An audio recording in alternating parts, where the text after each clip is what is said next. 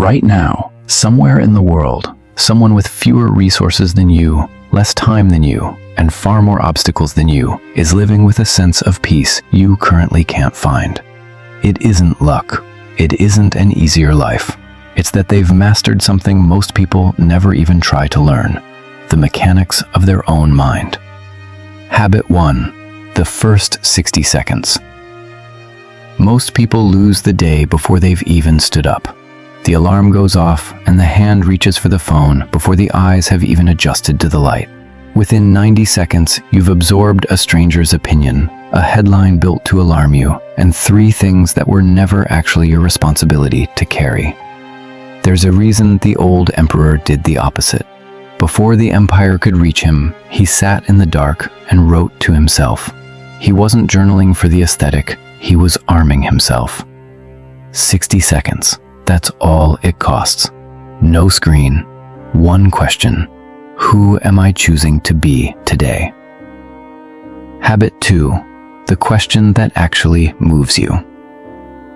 Something goes wrong. A harsh email, a missed flight, a door closing on something you wanted, and the mind reaches for the same broken question every time. Why is this happening to me?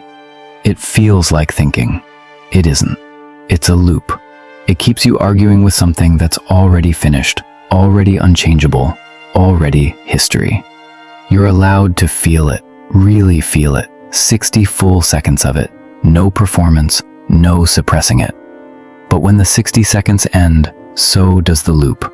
One new question replaces the old one. Given that this already happened, what's the most useful thing I can do right now? That single swap from why me to what now is the difference between a person who stays stuck and a person who's already 3 steps into fixing it. Habit 3. The line you stop crossing. Most of what exhausts you was never actually yours to carry. What a stranger thinks, whether the client says yes, how the story ends before you've even finished writing your part of it. Draw the line. On one side, your effort, your intention, your conduct. That's yours. On the other, outcomes, opinions, other people's choices. That was never yours, no matter how tightly you've been gripping it. Ask the blunt question whenever the spiral starts. Is this actually mine to move right now? If the answer's no, you're not being told to stop caring. You're being told to stop bleeding for free. What's the worst realistic version of this? And if it happened, what would I actually do? Sounds like pessimism. It's the opposite. The people who walk into hard conversations steady aren't the lucky ones. They're the ones who already met the difficult version of it once, quietly, in their own head, before it ever showed up in real life. Difficulty arriving unrehearsed is what causes panic. Difficulty arriving rehearsed is just Tuesday. Habit 6. The discomfort you choose. There's an old trick: deliberately living rougher than you have to, on purpose, while comfort waits 15 feet away. Cold water, simple food, the stairs instead of the elevator. Not self-punishment, proof.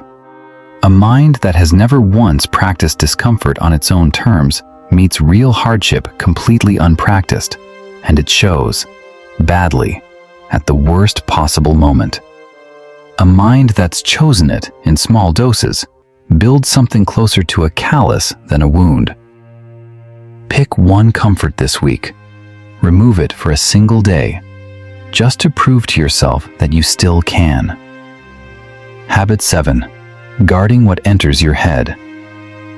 Whatever you consume most, you slowly become the residue of. 6 hours of outrage does not produce a calm 7th hour. That's not a mystery. That's just how minds work. 20 minutes with something that survived 1,000 years does something 20 minutes of scrolling structurally cannot.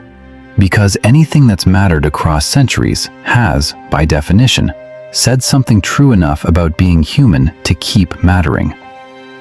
1 page, before the phone. Not to finish it fast, to sit on purpose with something wiser than whatever's currently shouting for your attention. Habit 8. The clock is already running. Generals, according to old tradition, rode through their own victory parades with someone behind them whispering, "Remember, you are mortal." At the exact moment it would have been easiest to believe otherwise. Not dread, a filter. Almost everything that quietly steals your peace, the grudge, the postponed apology, the call you keep meaning to make, depends on one hidden assumption, that you have unlimited time.